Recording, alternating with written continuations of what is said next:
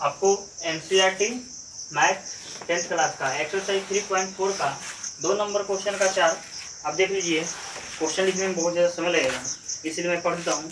मीना 2000 रुपये निकालने के लिए एक बैंक गई और उसने खजांची मतलब क्या होता है, कैशियर होता है, कैशियर से 500 रुपये तथा 100 रुपये के नोट लेने के लिए कहा। मीना ने कुल 25 नोट ली। कितने नोट लीजिए? 25 नोट, है ना। ज्ञात कीजिए कि उसने 50 रुपये और 100 रुपये कितने नोट प्राप्त किए। तो यहाँ पर मान लेंगे, माना कि 50 रुपये के नोटों की संख्या x तो 100 रुपये के नोटों की संख्या बराबर y। माना कि 50 रुपये नोटों की संख्या बराबर x तथा 100 रुपये की नोटों की संख्या बराबर y। इतना तो सब बच्चे मान लिए।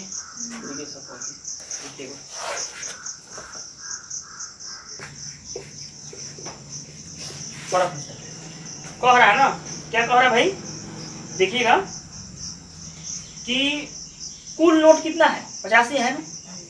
तो 50 रुपए के नोटों की संख्या x है और 100 रुपए के नोटों की संख्या y है। तो क्या बन जाएगा, x प्लस y, है ना, बराबर 25। एक समीकरण हो गया।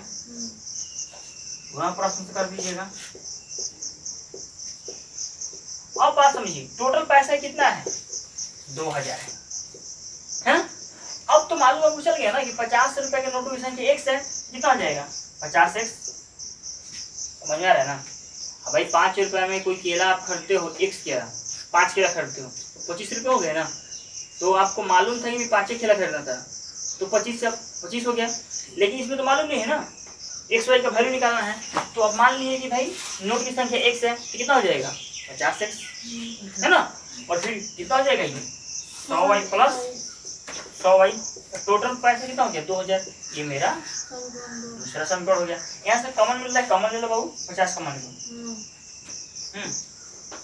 तो 50 जब कॉमन ले लेंगे तो x प्लस 2y हो जाएगा। यहाँ पे ये इधर गुणा में रहेगा तो भाग में, तो x प्लस 2y। कई विद्यार्थी पे 0 0 घटा दो, है ना, 5 चौका 20। तो छोड़ो, इधर ला देते हैं, कोई दिक्कत नहीं है।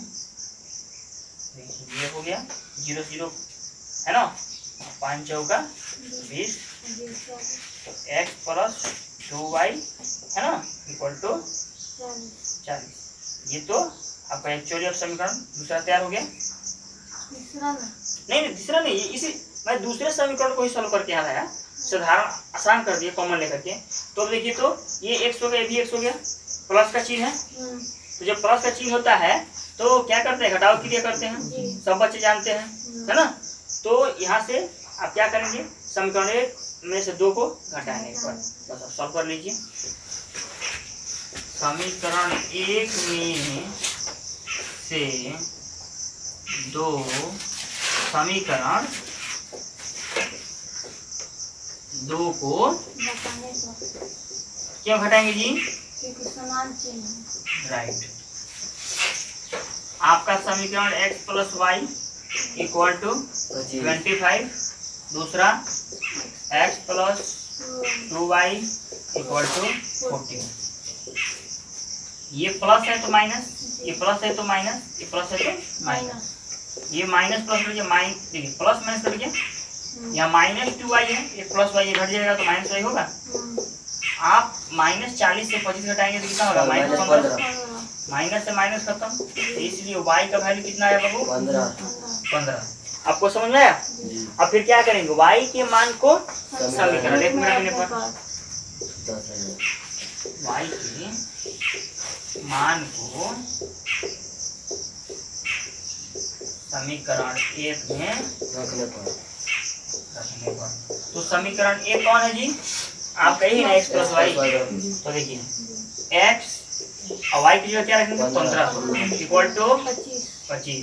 तो इसलिए x बराबर 15 इधर प्लस में हो जाएगा तो माइनस में, तो 25 में से 15 घटाएंगे कितना हो जाएगा,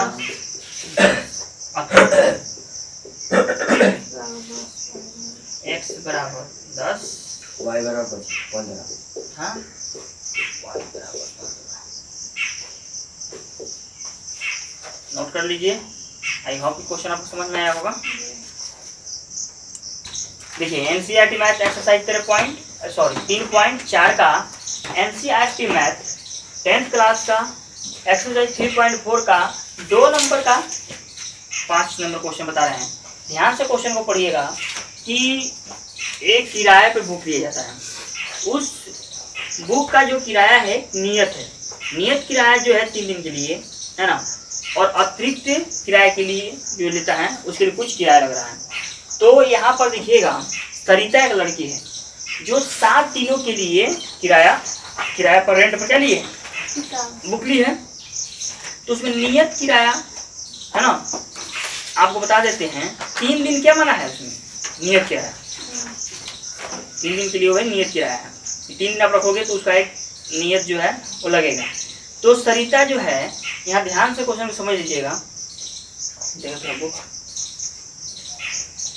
देखिएगा ये आपको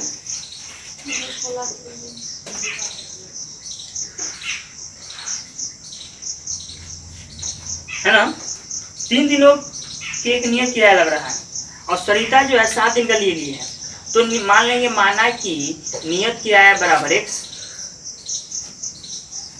और अतिरिक्त किराया बराबर y। तो यहाँ पर तो आप जान गए कि नियत किराया भाई x है। तो अब क्या अतिरिक्त 4 दिन अतिरिक्त रखिए है जी। तो अब नियत किराया 3 दिन है तो 3 आप 7 से 3 घटा लेंगे तो कितना हो जाएगा 4, यानी x plus 4y equal to कितना जाएगा 27। ये आपका एक समीकरण बन गया। अब फिर एक दूसरी लड़की है जो क्या की है, कितने दिन के लिए बुक ली है 5 दिन के लिए बुक ली है, और जो 5 दिन की बुक ली है वह आप में देखिए तो अतिरिक्त कितना हो रहा है, नियत 3 दिन क्या है तो 2 ही दिन अतिरिक्त हो रहा है ना। x plus 2y equal to 21। मान लीजिए यहाँ पे माना कि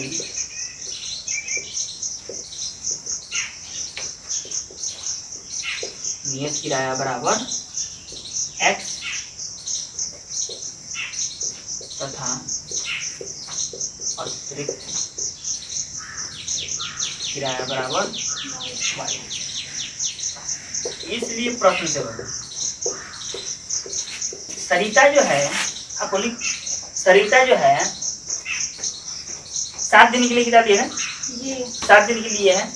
नियत किराया तो हो गया और 3 है नियत के लिए भाई, 3 दिन के लिए नियत है, और 7 में 3 घटाने कितना हो जाएगा 4y इक्वल टू कितना 27। ये समीकरण 1 हो गया। पुनः प्रश्न सुशी जो है 5 दिन के लिए बुक ली है तो नियत किराया 13 है, और अब 7 क्या कीजिए 5 से 3 घटा लीजिए कितना हो जाएगा 2, कितना हो गया 21। ये समीकरण 2 हो गया।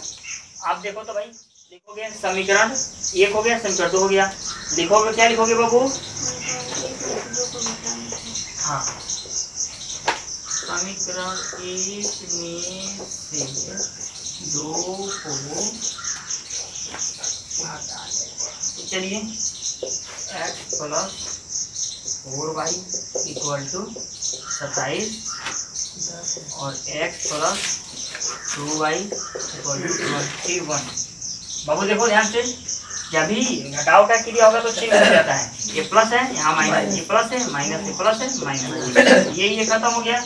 अब करो यार -2y, बाबू 2y प्लस 4 से आप -2 घटा रहे हो, यहाँ से प्लस 27 से माइनस से घटाओगे 6 है ना, ये 2 इधर गुणन रहेगा तो भाग में 3, इसलिए y बराबर 2 3 6 3 लिख दो यार।